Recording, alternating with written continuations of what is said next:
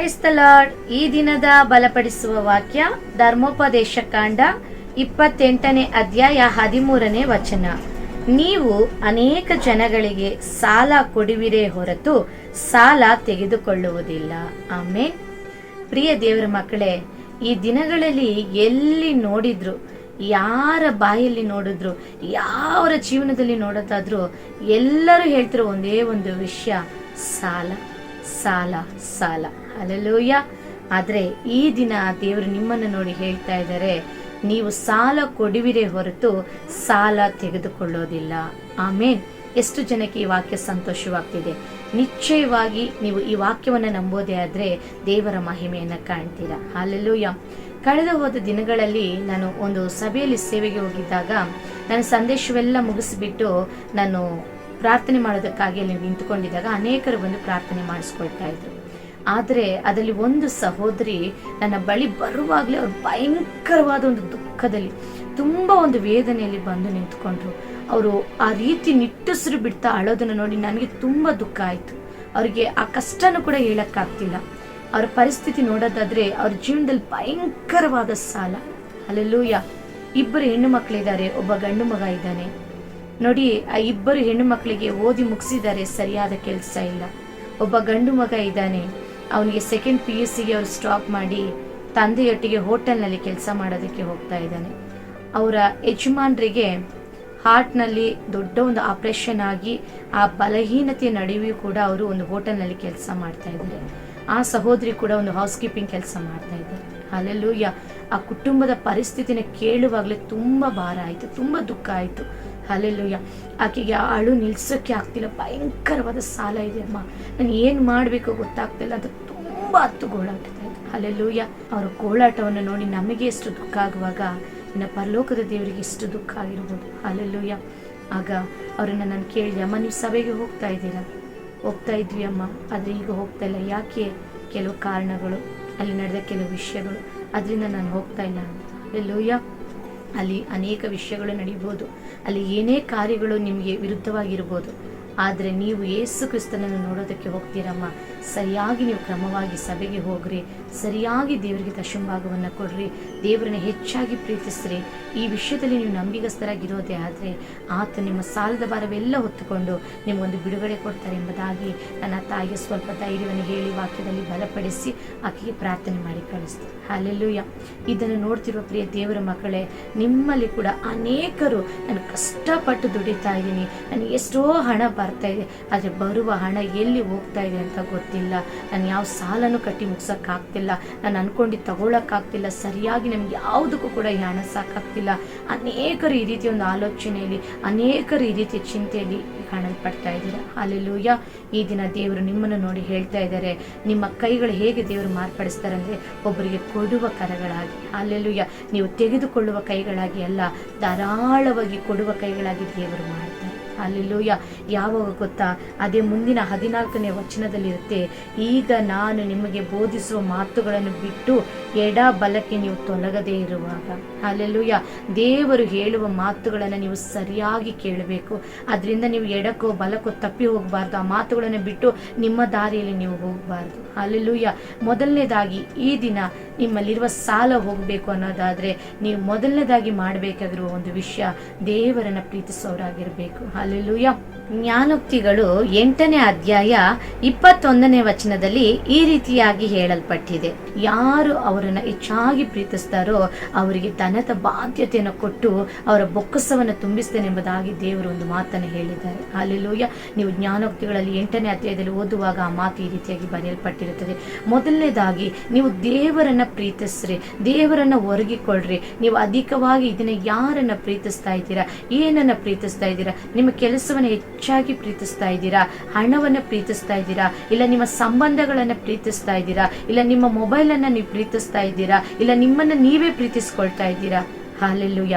ದೇವರ ವಾಕ್ಯ ಸ್ಪಷ್ಟವಾಗಿ ಆ 8ನೇ ಅಧ್ಯಾಯದಲ್ಲಿ ಜ್ಞಾನೋಕ್ತಿಗಳಲ್ಲಿ ಹೇಳಲ್ಪಟ್ಟಿರುತ್ತದೆ, ಯೆಹೋವನನ್ನು ಪ್ರೀತಿಸುವವರಾಗಿ ಮಾರ್ಪಡ್ರಿ, ಅವರನ್ನ ಪ್ರೀತಿಸ್ರಿ. ಲೋಕದಲ್ಲಿ ಯಾರ್ಯಾರನೋ ನೀವು ಪ್ರೀತಿಸ್ತಾ ಹಿಂಬಾಲಿಸ್ತಾ ಹೋಗ್ತಾ ಇದ್ದೀರಾ, ಆದರೆ ನೀವು ತೋರಿಸೋ ಪ್ರೀತಿ ನಿಮಗಲ್ಲಿ ಸಿಗ್ತಾ ಇಲ್ಲ, ಆದ್ರೂ ಕೂಡ ನೀವು ಮೇಲ್ಬಿದ್ದು ಪ್ರೀತಿಸ್ತಾ ಇದ್ದೀರಾ.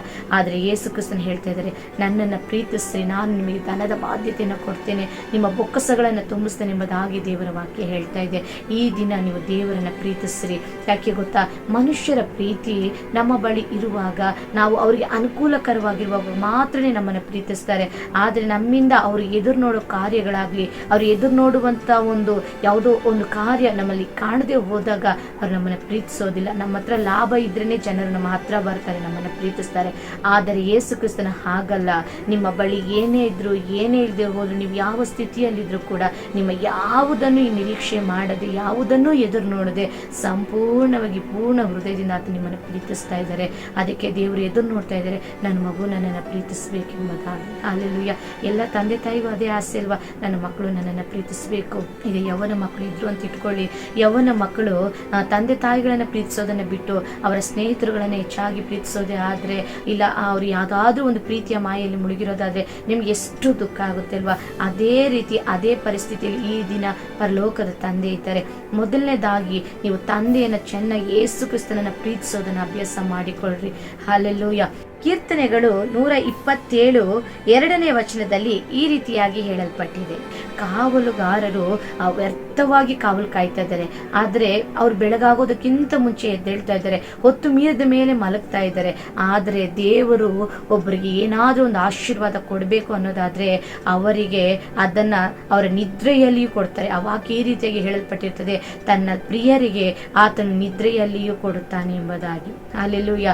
ಎರಡನೇದಾಗಿ ನೀವು ಮಾಡಬೇಕಾಗಿರೋದು, ನಿಮ್ಮ ಮೇಲೆ ನೀವು ನಂಬಿಕೆ ಇಡೋದನ್ನ ದಯವಿಟ್ಟು ನಿಲ್ಲಿಸ್ರಿ. ನಾನು ಓವರ್ ಟೈಮ್ ಮಾಡಿದ್ರೇನೆ ನನ್ನ ಕಷ್ಟ ನೀಗೋದು, ನಾನು ಭಾನುವಾರ ಕೂಡ ಕೆಲ್ಸಕ್ಕೆ ಹೋದ್ರೇನೆ ನನ್ನ ಸಾಲ ಎಲ್ಲ ಹೋಗೋದು, ನಾನು ಅಧಿಕವಾಗಿ ದುಡಿಬೇಕು, ಶ್ರಮ ಪಡಬೇಕು, ಅಧಿಕವಾಗಿ ಪ್ರಯಾಸ ಪಡಬೇಕು ಅಂತ ಹೇಳಿ ನಿಮ್ಮ ಮೇಲೆ ನೀವೇ ನೀವೇ ನೀವೇ ನಂಬಿಕೆ ಇಟ್ಕೊಂಡು ನಿಮ್ಮನ್ನು ನೀವೇ ಜಜ್ಜಿಕೊಂಡು ಅಧಿಕವಾಗಿ ಕೆಲಸ ಮಾಡಿ ಸೋತು ಹೋಗ್ತಾ ಯಾವುದು ಕೂಡ ಕಾರ್ಯಗಳು ಸಫಲವಾಗದೆ ದುಃಖದಲ್ಲಿದ್ದೀರಾ.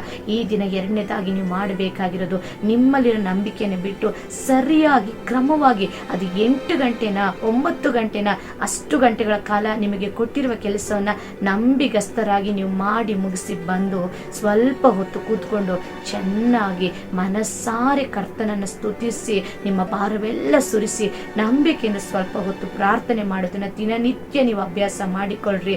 ಎರಡನೇದಾಗಿ ನಿಮ್ಮಲ್ಲಿರುವ ಆ ನಂಬಿಕೆಯನ್ನು ಬಿಟ್ಟು ದೇವರಲ್ಲಿ ನಂಬಿಕೆ ಇಟ್ಟು ಈ ರೀತಿ ನೀವು ಮನಸ್ಫೂರ್ತಿಯಾಗಿ ಪ್ರಾರ್ಥನೆ ಮಾಡಿ ಆತನನ್ನೇ ನಂಬೋದೇ ಆದ್ರೆ ಖಂಡಿತವಾಗಿ ದೇವರು ನಿಮ್ಮನ್ನು ಸಾಲ ಕೊಡುವವರಾಗಿ ಮಾರ್ಪಡಿಸ್ತಾರೆ. ಹಲ್ಲೆಲೂಯಾ. ನೋಡಿ, ಈ ದಿನ ಅನೇಕರು ಸಾಲ ಸಾಲ ಸಾಲ ಅಂತ ನಮಗೆ ತಿಳಿದಿರೋ ಚಿಕ್ಕ ಚಿಕ್ಕ ತಪ್ಪುಗಳನ್ನು ಇನ್ನೂ ಮುಂದುವರಿಸಿಕೊಂಡು ಆ ಸಾಲದಲ್ಲೇ ನಾವು ಸಿಕ್ಕಾಕೊಂಡಿದ್ದೇವೆ. ಹಲ್ಲೆಲೂಯಾ. ಕೊನೆಯದಾಗಿ 3ನೇ ಒಂದು ವಿಷಯ ಹೇಳ್ತೇನೆ. ಮಲಾಕಿಯಲ್ಲಿ ಅಧ್ಯಾಯದಲ್ಲಿ ಈ ರೀತಿಯ ಒಂದು ವಾಕ್ಯ ಬರೆಯಲ್ಪಟ್ಟಿರುತ್ತದೆ, ನಾವು ಧಾರಾಳವಾಗಿ ನಮಗೆ ಬರುವ 10ರಲ್ಲಿ 1 ಭಾಗವನ್ನ ಕರ್ತನಿಗೆ ದಶಮಾಂಶವಾಗಿ ಕೊಡಬೇಕು. ಇಡೀ ಸತ್ಯವೇದದಲ್ಲಿ ಎಲ್ಲೂ ಕೂಡ ಈ ಮಾತು ಬರ್ದಿರೋದಿಲ್ಲ, ನನಗೆ ಕೊಟ್ಟು ನನ್ನನ್ನು ಪರೀಕ್ಷಿಸಿರಿ, ನನ್ನನ್ನು ಶೋಧಿಸಿರಿ ಎಂಬುದಾಗಿ ದೇವರ ವಾಕ್ಯ ಹೇಳಿರುತ್ತದೆ. ಅದಕ್ಕೇನೆ ಆ ಮಾತಿಗೆ ನೀವು ವಿಧೇಯರಾಗಿ ನೀವು ಆ ರೀತಿ ನಿಮಗೆ 10 ರೂಪಾಯಿ ಬರೋದಾದ್ರೆ 1 ರೂಪಾಯಿ, ನಿಮಗೆ 100 ರೂಪಾಯಿ ಬರೋದಾದ್ರೆ 10 ರೂಪಾಯಿ, ನಿಮಗೆ 1000 ರೂಪಾಯಿ ಬರೋದಾದ್ರೆ ಅದರಲ್ಲಿ 100 ರೂಪಾಯಿ, ಇದು ನನ್ನದಲ್ಲ, ದೇವರು ನನಗೆ ಕೆಲಸ ಮಾಡೋದಕ್ಕೆ ಬಲ ಕೊಟ್ಟರು, ದೇವರು ಇದುವರೆಗೂ ನನಗೆ ಕೆಲಸ ಕೊಟ್ಟು ನಡೆಸಿದ್ದಾರೆ, ಇದು ದೇವರು ಕೊಟ್ಟಿದ್ದು, ದೇವರ ವಾಕ್ಯಕ್ಕೆ ವಿಧೇಯಳಾಗಿ ನಾನು ಈ 10ರಲ್ಲಿ 1 ಪಾಲನ್ನ ದಶಮಾಂಶವನ್ನ ಸರಿಯಾಗಿ ನನ್ನ ಸಭೆಗೆ ನಾನು ಕೊಡ್ತೇನೆ ಎಂಬುದಾಗಿ ಒಂದು ಒಳ್ಳೆಯ ತೀರ್ಮಾನ ಮಾಡಿಕೊಂಡು ನೋಡ್ರಿ. ಈ 3 ವಿಷಯಗಳನ್ನು ನೀವು ಮಾಡ್ರಿ. ಖಂಡಿತವಾಗಿ ನಿಮ್ಮ ಕರಗಳು ಅನೇಕರಿಗೆ ಕೊಡುವ ಕರಗಳಾಗಿ ಕರ್ತನು ಮಾಡ್ತಾರೆ. ಅದನ್ನೇ ದೇವರು ಹೇಳ್ತಾ ಇರೋದು, ನಾನು ಬೋಧಿಸುವ ಮಾತುಗಳನ್ನು ನೀವು ಕೈಕೊಂಡು ನಡೀರಿ, ಅದರಿಂದ ಎಡಕ್ಕೋ ಬಲಕ್ಕೋ ನೀವು ಹೋಗ್ಬಿಡ್ಬೇಡ್ರಿ, ನಿಮ್ಮನ್ನು ನೀವು ಆಧಾರ ಮಾಡಿಕೊಳ್ಬೇಡ್ರಿ, ಬರೋ ಹಣ ಎಲ್ಲ ಉಪಯೋಗಿಸ್ಕೊಳ್ಬೇಡ್ರಿ. ಹಲ್ಲೆಲೂಯಾ. ನಿಮ್ಮನ್ನು ನೀವೇ ಪ್ರೀತಿಸ್ಕೊಳ್ಬೇಡ್ರಿ, ಇಲ್ಲ ಬೇರೆಯವ್ರನ್ನ ಪ್ರೀತಿಸಿದ ಸಮಯವನ್ನು ಕಳೀಬೇಡ್ರಿ. ಹಲ್ಲೆಲೂಯಾ. ಈ 3 ವಿಷಯಗಳು ಖಂಡಿತವಾಗಿ ಈ ದಿನ ನೀವು ಅಭ್ಯಾಸ ಮಾಡಿ ನೋಡ್ರಿ. ನಿಮ್ಮ ಜೀವನದಲ್ಲಿ ಅದು ಎಷ್ಟೇ ಲಕ್ಷಣ ಕೋಟಿನ ಇಂಥ ಸಾಲ ಆಗಿದ್ದು ಖಂಡಿತವಾಗಿ ನನ್ನ ತಂದೆಯಾದ ದೇವರು ನನಗೆ ಯೇಸು ಕ್ರಿಸ್ತನು ನಿಮಗೆ ಆ ಸಾಲದ ಭಾರದಿಂದ ಬಿಡುಗಡೆ ಕೊಡ್ತಾರೆ. ಅದಕ್ಕಾಗಿ ನೀವು ಆತುರ ಪಟ್ಟು ನನ್ನ ಆತ್ಮಹತ್ಯೆ ಮಾಡ್ಕೊಂಡು ಬಿಡಬೇಕು, ನನ್ನ ಕುಟುಂಬವನ್ನೆಲ್ಲ ಆ ರೀತಿ ಮಾಡಿಬಿಡಬೇಕು, ಹಾಗೆ ಹೀಗೆ ದುಡುಕಬೇಡ್ರಿ. ಎಲ್ಲದಕ್ಕೂ ಪರಿಹಾರ ಆತ್ಮಹತ್ಯೆ ಅಲ್ವೇ ಅಲ್ಲ, ಸಾವು ಎಲ್ಲದಕ್ಕೂ ಪರಿಹಾರ ಆಗಿರೋದಾದ್ರೆ ಈ ದಿನ ಲೋಕದಲ್ಲಿ ಎಷ್ಟೋ ಜನ ಖಾಲಿ ಆಗಿಬಿಡ್ತಾ ಇದೆ. ಅಲ್ಲೆಲ್ಲೂಯ್ಯ. ನೀವು ದೇವರ ವಾಕ್ಯವನ್ನು ಹುಡುಕ್ರಿ, ನೋಡ್ರಿ, ಸತ್ಯ ವೇದದಲ್ಲಿ ನಮಗೆ ಬೇಕಾದ ಪ್ರತಿ ವಿಶೇಷವಾದ ಕಾರ್ಯಗಳು ಅಡಗಿದೆ. ನಮ್ಗೆ ಯಾವ ಕಾರ್ಯಗಳು ಬೇಕು, ಏನು ಆಲೋಚನೆ ಬೇಕು, ಯಾವುದಕ್ಕೆಲ್ಲ ನಮಗೆ ಸಲಹೆ ಬೇಕು, ಪ್ರತಿಯೊಂದು ಇದರಲ್ಲಿ ಅಡಗಿವೆ. ದೇವರು ನಮಗೆ ಪ್ರತಿ ನಿಮಿಷ ಕುರುಬನಂತೆ ಇದ್ದು ನಮ್ಮನ್ನು ನಡೆಸ್ತಾರೆ, ಆಲೋಚನೆ ಕರ್ತನಾಗಿದ್ದು ನಡೆಸ್ತಾರೆ. ಅಲ್ಲೆಲ್ಲೂಯ್ಯ. ಈ ದಿನ ಧೈರ್ಯವಾಗಿರ್ರಿ. ನಿಮ್ಮ ಕೈಗಳನ್ನು ದೇವರು ಕೊಡುವ ಕೈಗಳಾಗಿ ಮಾರ್ಪಡಿಸ್ತಾರೆ. ಅಲ್ಲೆಲ್ಲೂಯ್ಯ. ನೀವು ತೆಗೆದುಕೊಳ್ಳುವ ಕೈಯಾಗಲ್ಲ. ನಿಮ್ಮ ಹಣ, ನಿಮ್ಮ ಸಂಪಾದನೆ ಇನ್ನು ಮುಂದೆ ವ್ಯರ್ಥವಾಗಿ ಬಡ್ಡಿಗೆ ಹೋಗೋದಿಲ್ಲ, ವ್ಯರ್ಥವಾಗಿ ಮೆಡಿಕಲ್ ಶಾಪ್ಗೆ ಹೋಗೋದಿಲ್ಲ, ಆಸ್ಪತ್ರೆಗೆ ಹೋಗೋದಿಲ್ಲ, ವ್ಯರ್ಥವಾದ ಖರ್ಚುಗಳು ನಿಮ್ಮ ಮನೆಯಲ್ಲಿ ಬರೋದಿಲ್ಲ. ನೀವು ಈ ರೀತಿಯಾಗಿ 3 ವಿಷಯಗಳನ್ನು ಮಾಡಿ ನೋಡ್ರಿ. ದೇವರು ಹೇಳಿದ ಹಾಗೆ ನನ್ನನ್ನು ಪ್ರೀತಿಸುವವನಿಗೆ ನಾನು ಧನದ ಬಾಧ್ಯತೆಯನ್ನು ಕೊಡುತ್ತೇನೆಂಬುದಾಗಿ ಜ್ಞಾನೋಕ್ತಿ 8ರಲ್ಲಿ ಹೇಳಿದ್ದಾರೆ. 127ನೇ ಕೀರ್ತನೆಯಲ್ಲಿ ಹೇಳಿದ್ದಾರೆ, ತನ್ನ ಪ್ರಿಯರಿಗೆ ನಾನು ನಿದ್ರೆಯಲ್ಲಿಯೂ ಕೊಡುವವನಾಗಿದ್ದೇನೆ ಎಂಬುದಾಗಿ.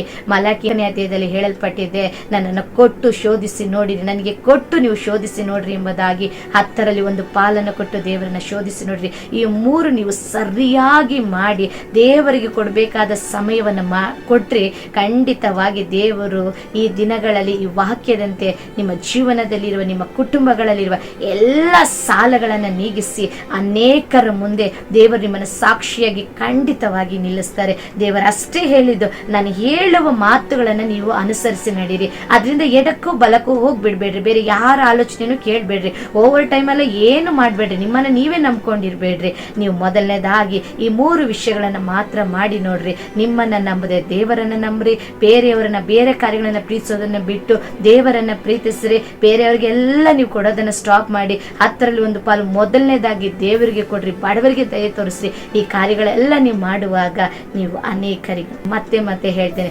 ಧಾರಾಳವಾಗಿ ಕೊಡುವ ಕರಗಳಾಗಿ ಐಶ್ವರ್ಯವಂತರಾಗಿ ನಮ್ಮ ದೇವರು ಮಾರ್ಪಡಿಸಲು ಶಕ್ತರಾಗಿದ್ದಾರೆ. ಖಂಡಿತವಾಗಿ ಈ ವಾಕ್ಯದಂತೆ ನೀವು ನಡೆದು ಅನೇಕ ಆಶೀರ್ವಾದಗಳನ್ನು, ಮೇಲುಗಳನ್ನು ಕರ್ತನಲ್ಲಿ ಹೊಂದಿಕೊಳ್ತೀರಿ ಎಂಬುದಾಗಿ ನಾನು ಕರ್ತನಲ್ಲಿ ನಂಬುತ್ತೇನೆ. ಎಲ್ಲ ಮಹಿಮೆ ಕರ್ತನಿಗೆ ಸಲ್ಲಲಿ. Praise the Lord. God bless you. ನಿಮ್ಮಲ್ಲಿ ಒಂದು ಚಿಕ್ಕ ಮನವಿ, ಈ ವಿಡಿಯೋವನ್ನು ನೋಡ್ತಿರೋ ಅನೇಕರು ಪ್ರತಿನಿತ್ಯ ನೋಡ್ತಾ ಇದ್ದೀರಾ, ಅನೇಕರು ಇದನ್ನ ಲೈಕ್ ಮಾಡ್ತಾ ಇದ್ದೀರಾ, ದಯವಿಟ್ಟು ಇದನ್ನ ಶೇರ್ ಮಾಡಿ, ಸಬ್ಸ್ಕ್ರೈಬ್ ಮಾಡ್ಕೊಳ್ಳಿ. ದೇವರು ನಿಮ್ಮನ್ನು, ನಿಮ್ಮ ಕುಟುಂಬಗಳನ್ನು ಆಶೀರ್ವದಿಸಲಿ. God bless you.